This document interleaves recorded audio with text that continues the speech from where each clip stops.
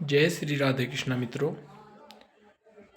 आज हम आपको बताएंगे कि आप बृहस्पतिवार के व्रत कैसे रख सकते हैं और किस प्रकार से व्रत रखने से आपको अच्छा लाभ प्राप्त होगा।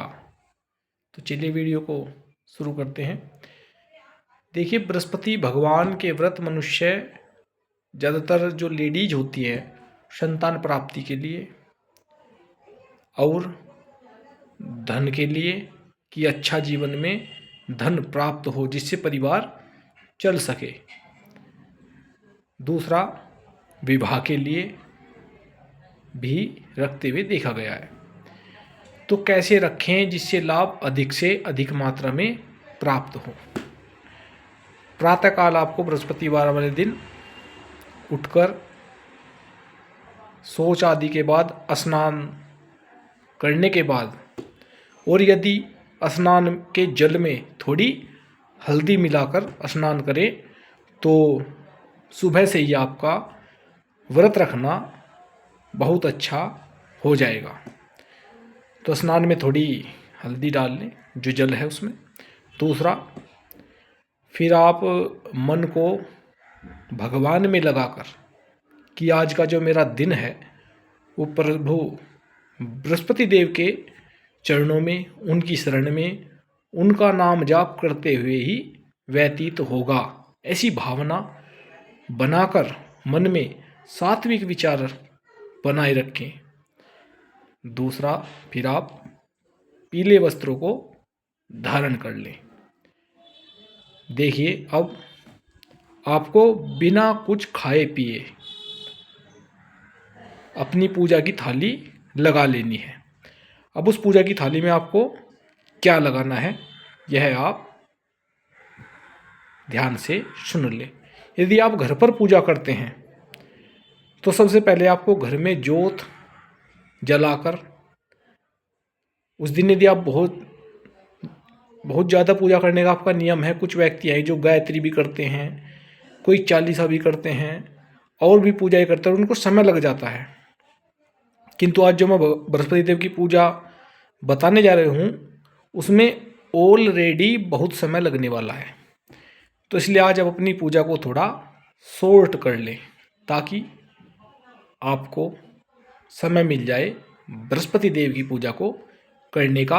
आप सामान्य से आज जोत जलाकर अपने पूजा घर में बृहस्पति देव के लिए समय निकाल लें। अब आपको क्या करना है, मंदिर जाना है। सबसे पहले अपनी प्लेट तैयार कर लेनी है। तो उसमें क्या क्या लगाना है, थोड़ी मात्रा में आधा चम्मच हल्दी पाउडर, थोड़ी सी मुनक्खा, 5-7 मुनक्खा आप ले सकते हैं, थोड़ी चने की दाल आप ले लीजिए 50 ग्राम के लगभग की, थोड़ा गुड़ ले लीजिए वो भी 50 या 100 ग्राम के लगभग का आप ले लीजिए।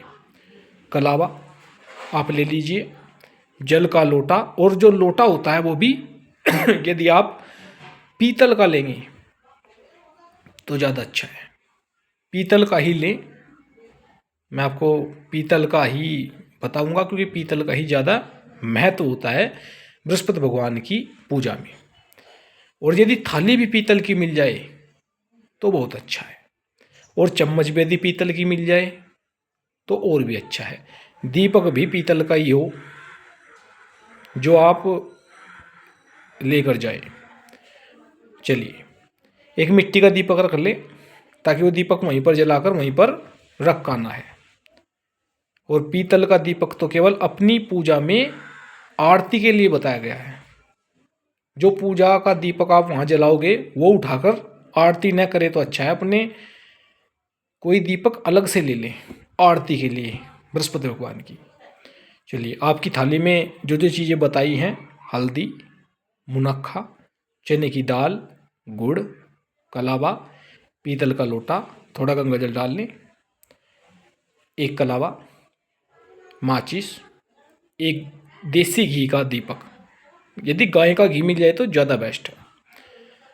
चलिए, अब आप लेकर मंदिर की ओर जब जाएंगे तो मानसिक रूप से आप बृहस्पति देव का मंत्र उच्चारण करते हुए जाएं क्योंकि समय वैसे भी इधर उधर के विचार में भटकेगा, तो उस मन को एकाग्र करके बृहस्पति भगवान के चरणों में ही लगा दें।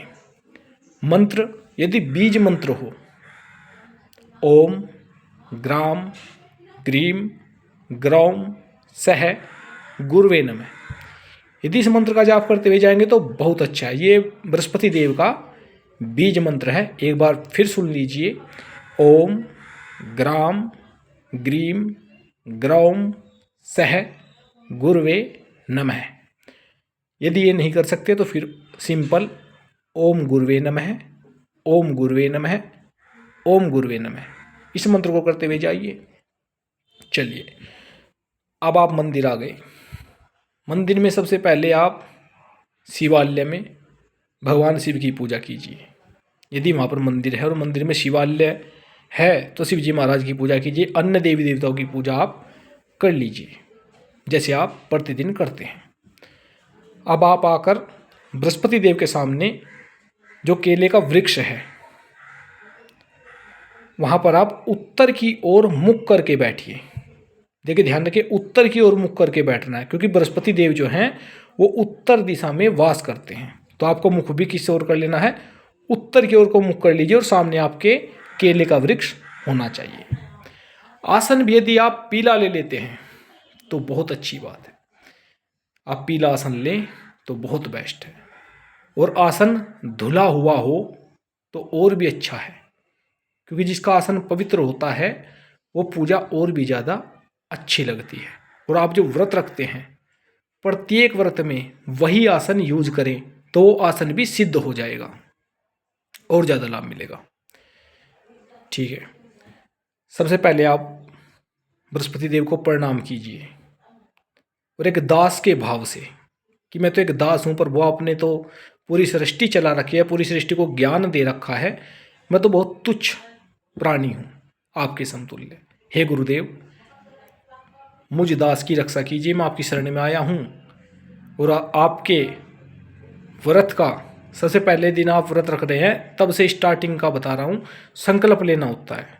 मुझको 11 रखने हैं, 5 रखने हैं, 7 व्रत रखने हैं, या मानसिक रूप से मुझको यथाशक्ति 1 वर्ष तक, 2 वर्ष तक, जब तक चाहूँ तब तक रखता रहूँगा। ऐसी भावना जो भी आप व्रत में बोलना चाहते हैं संकल्प में कि मुझे इतने व्रत रखने हैं।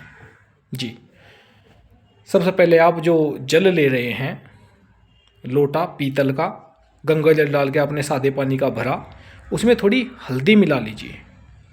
2 चुटकी हल्दी डाली और जो मंत्र मैंने बताया था बीज मंत्र, ओम ग्राम ग्रीम ग्रौम सह गुरुवे नमः, या तो इस मंत्र को बोलते हुए आप जल दें या सिंपल आप ओम गुरुवे नमः बोलते हुए जल दें। देखो, मंत्र का बहुत बड़ा प्रभाव है। जैसा मंत्र आप उच्चारण करेंगे उसी प्रकार के फल आपको मिलने प्रारंभ हो जाएंगे। चलिए, जल के बाद आप स्नान करवा दिया, स्नान के बाद कलावा बांधिए और कलावा भी इस ही मंत्र को बोलते हुए बांधें जो आपको बताया है। फिर आप तिलक कर दीजिए हल्दी का, थोड़े चावल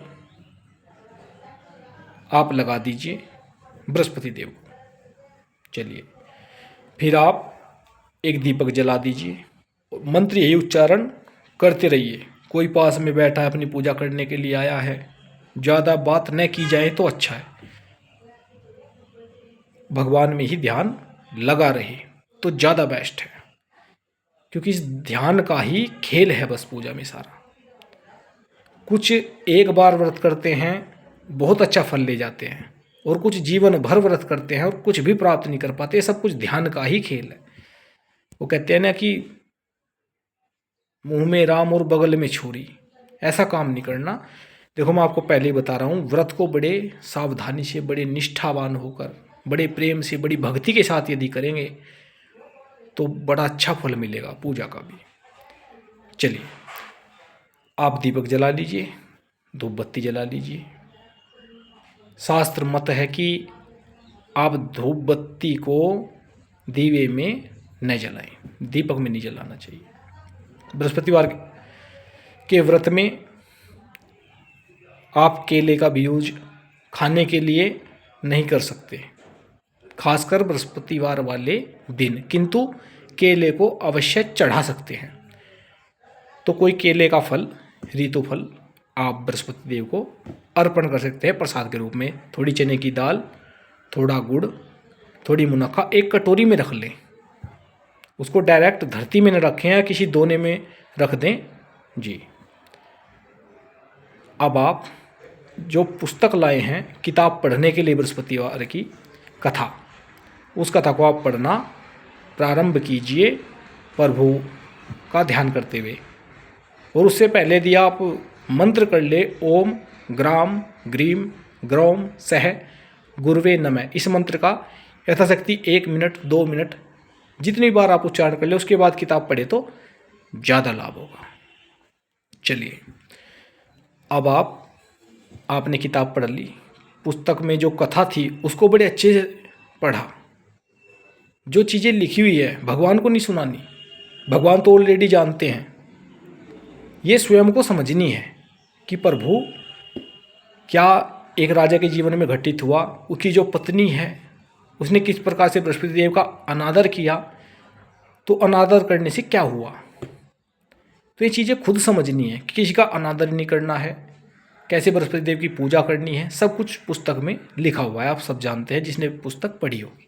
चलिए, उसके बाद फिर आप आरती करने के बाद फिर भगवान से क्षमा याचना कि प्रभु मैं कितना भी बड़ा बुद्धिमान हूँ, कितना भी बड़ा दिमाग वाला हूँ, किंतु त्रुटि गलती इत्यादि सबसे होती आई है, मुझसे भी हुई होगी, तो मैं क्षमा प्रार्थी हूँ। इस प्रकार से क्षमा प्रार्थना करने के पश्चात, माथा टेकने के पश्चात, जो आपकी मनोकामना हो प्रभु से कह दें मेरी ये मनोकामना है, मेरा एक कार्य है, ये सफल करवा दो। जो प्रसाद आप लाए थे, मुनक्खा, गुड़, चने की दाल, थोड़ा भगवान के वहाँ पर छोड़ दीजिए आधा, और आधा अपने सीधे पल्लू से बांध लीजिए। देखिए ध्यान से सुनिए, सीधे पल्लू से आधा प्रसाद आपको बांध लेना है। और शाम के समय अब घर जैसे जाएंगे भगवान को प्रणाम करके, तो वो जो प्रसाद है सीधे पल्लू से बंधा हुआ वो आप पूजा घर में अपने रख दीजिए। और जब शाम होगी तो सबसे पहले गाय को रोटी में हल्दी मिलाकर बनाइए। थोड़ा आटे में हल्दी मिलाई रोटियां बनाई, या पराठे भी बना सकते हैं आप। थोड़ा मीठा भी डालना होता है, यदि मीठे नहीं बनाए हैं तो फिर मीठा साथ में ले सकते हैं। थोड़ा प्रसाद, थोड़ा मीठा और रोटी आप सबसे पहले गौ माता को दीजिए, जो आप प्रसाद लाए थे, थोड़ा वो भी, ठीक है। सबसे पहले जो आप मंदिर से प्रसाद लाए थे बचाकर, वो आपकी पूजा का फल है। सबसे पहले आप उसको खाइए। उसमें चने की दाल है, गुड़ है, मुनक्खा है, तो उसे जैसे खाएंगे तो उससे व्रत का पारण हो जाएगा। व्रत संध्या के समय खोल लेना चाहिए शाम को। और प्रभु से क्षमा याचना तब भी करनी चाहिए खाने से पहले कि प्रभु आज दिन भर यदि मेरा ध्यान इधर उधर भटका हो, आपसे दूर हुआ हो, किसी की निंदा चुगली बुराई इत्यादि की हो, तो मुझे माफ़ कीजिए। ज़्यादा से ज़्यादा दिन में भगवान का नाम उच्चारण भी करना चाहिए। व्रत ये नहीं है कि भूखे रहें, भूखे रहकर शरीर को खराब कर ले, इसलिए व्रत नहीं होते। व्रत इसलिए होते हैं कि मैं अन्न ना खाऊं और मेरा ध्यान प्रभु में बना रहे, क्योंकि अन्न खाएंगे तो आलस्य आएगा। ये चीज़ें थी। तो आप व्रत रखते समय ज़्यादा से ज़्यादा उस देवी देवता का जिसका व्रत रखा हुआ है ध्यान कीजिए। तो बृहस्पति देव का ज़्यादा से ज़्यादा नाम उच्चारण, मंत्र उच्चारण इत्यादि कीजिए। और फिर आप अपना जो आपने भोजन बनाया है हल्दी डालकर मीठा ही रखना है, और शाम को मीठा ही खाना है। नमक जो है अगले दिन सेवन करना है। आप ऐसे कीजिए, देखिए जीवन में किस प्रकार बदलाव होता है। बृहस्पति देव सब कुछ देंगे आपको। बाकी तो आपके कर्म भी हैं।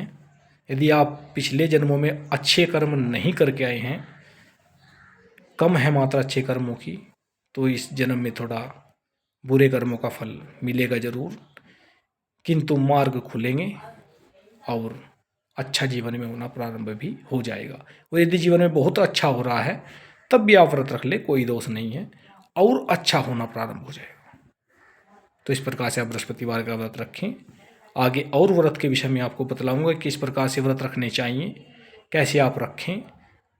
और इसी में यदि और अच्छा करना चाहते हैं, जो आप हल्दी लेकर गए थे आधा चम्मच, तो उसको उल्टे हाथ के हथेली के बीच में ले लें, सीधे हाथ की अनामिका उंगली से घुमाते रहें, उसे चलाते रहें और मंत्र को बोलते रहें, ओम ग्राम ग्रीम ग्रोम सह गुरुवे नमः। यदि इस प्रकार से आप 1 मिनट या 2 मिनट ऐसे करेंगे तो हल्दी जो है अभिमंत्रित तो हो जाएगी। और प्रतिदिन आप हल्दी का तिलक करें, उसी हल्दी का जो आपको बताया है करने के लिए उपाय, वो हल्दी को ले आए और अपने घर पर डेली तिलक करें। फिर बृहस्पतिवार आएगा, फिर आप इसी प्रकार से व्रत रखें, इसी प्रकार से पूजा करें। पूजा का तरीका यही है। और व्रत रखते समय जितना ज़्यादा प्रभु का ध्यान करेंगे उतना ज़्यादा लाभ इस व्रत में, इस पूजा में आप कमाएंगे। जय श्री राधे कृष्ण। और हाँ, मेरे चैनल को सब्सक्राइब अवश्य करें। समय के अनुसार और भी ज्ञान प्राप्त होगा और चीज़ें अच्छे से अच्छी आपके जीवन में ऐड करने का प्रयास करूँगा जितना मुझसे होगा। जय श्री राधे कृष्ण।